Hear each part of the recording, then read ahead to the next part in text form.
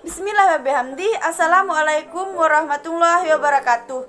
Perkenalkan, nama saya Ranti Haryani, Prodi Pendidikan Kewarganegaraan Universitas Mataram.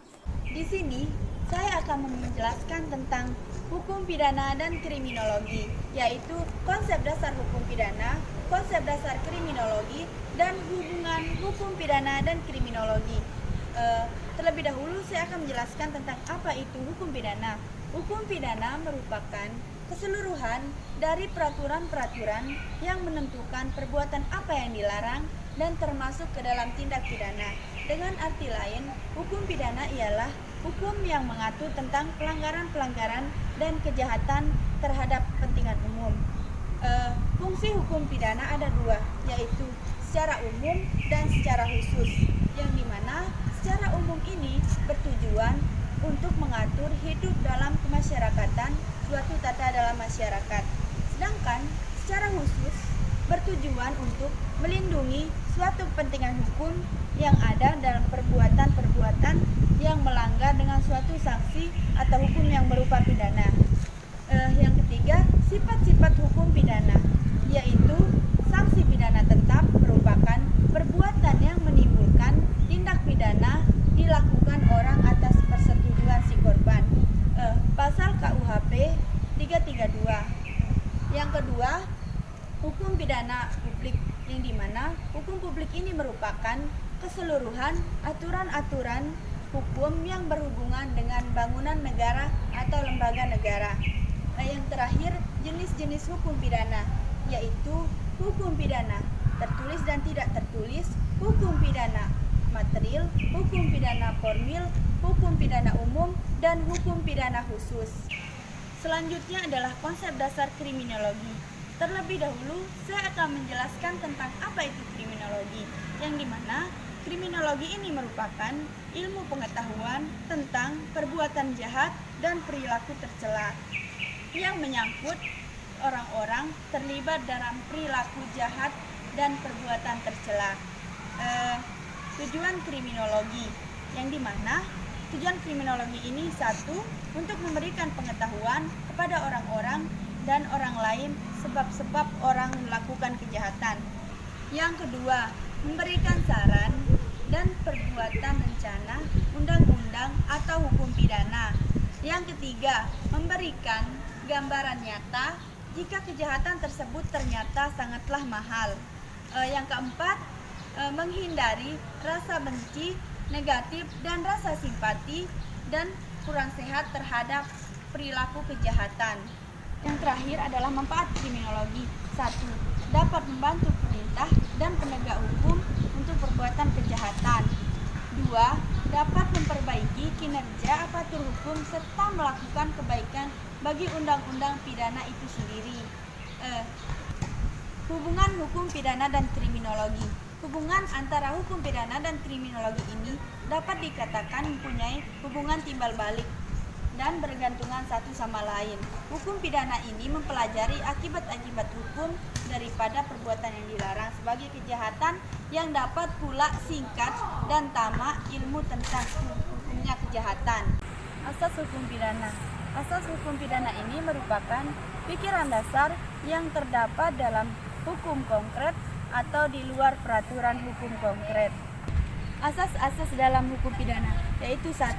Asas legalitas, yang dimana asas legalitas ini telah ditetapkan dalam Undang-Undang Hukum Pidana Pasal 1 Ayat 1, bahwa tidak ada suatu perbuatan yang dapat dipidana kecuali sudah ada aturan yang mengaturnya. Yang kedua, asas nasional aktif atau asas personalitas.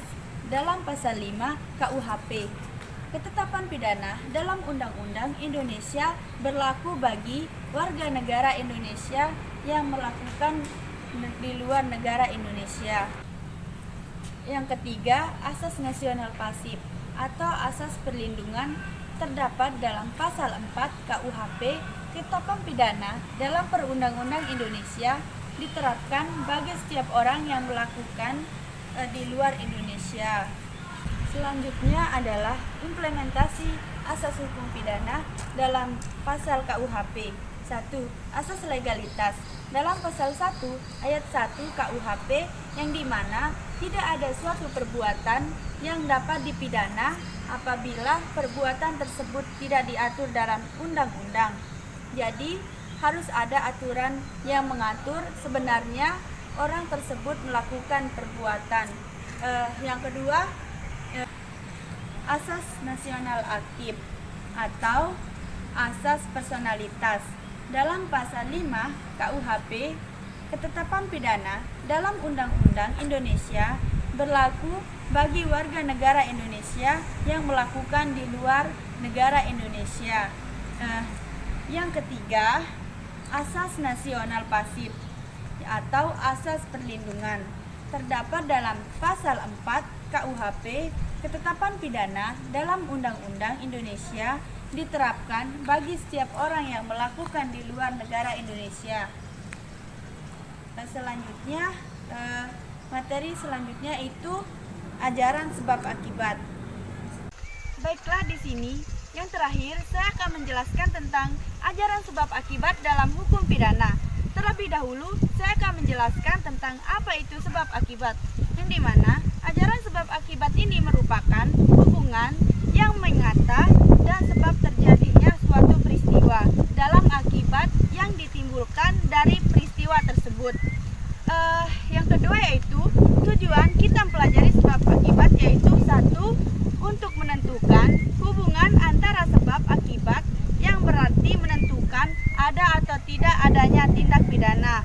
Yang kedua, untuk menentukan pertanggungjawaban pidana seseorang atau suatu akibat tertentu yang berupa suatu tindak dalam pidana.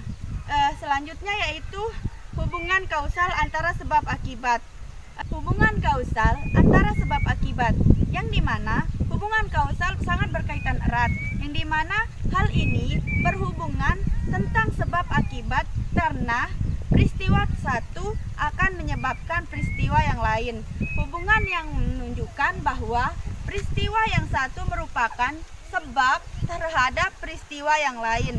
Seperti contoh, misalkan harga BBM dinaikkan, maka ongkos angkutan juga ikut naik. Rumusan sebab akibat dalam KUHP, yang dimana sebab akibat berlaku ketika suatu perbuatan pidana yang berbicara tentang perbuatan atau tindak pidananya dan dilakukan dengan sengaja, namun menemukan ada hubungan antara kesalahan atau ketidaksengajaan, atau yang biasanya disebut dengan lupa atau akibat.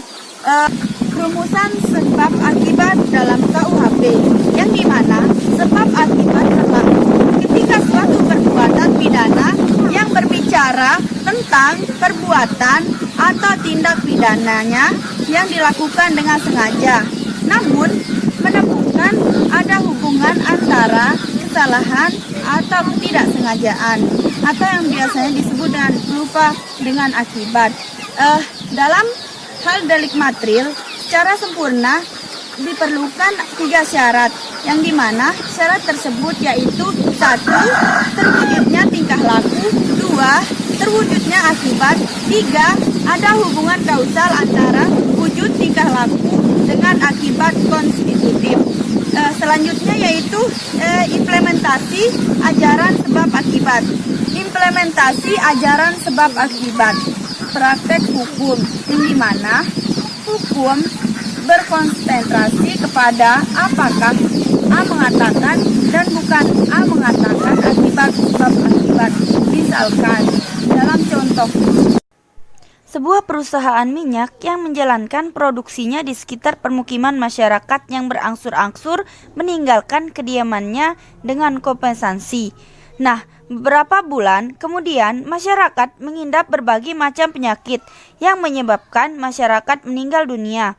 Setelah diselidiki, ternyata penyebab penyakit adalah polusi dari perusahaan tersebut yang tidak melaksanakan standar baku yang ditetapkannya. Dari contoh tersebut bahwa ketidakkausalan tersebut menjadi lantaran akibat yang ditimbulkan oleh perusahaan tersebut. Perusahaan tersebut tidak serta merasa nampak setelah perbuatan yang dilakukan, tetapi akibatnya baru dapat diidentifikasi berupa waktu lamanya. Sekian presentasi dari saya atas nama Ranti Haryani. Maaf atas kurang dan lebihnya. Wabillahi taufiq wal hidayah. Assalamualaikum warahmatullahi wabarakatuh.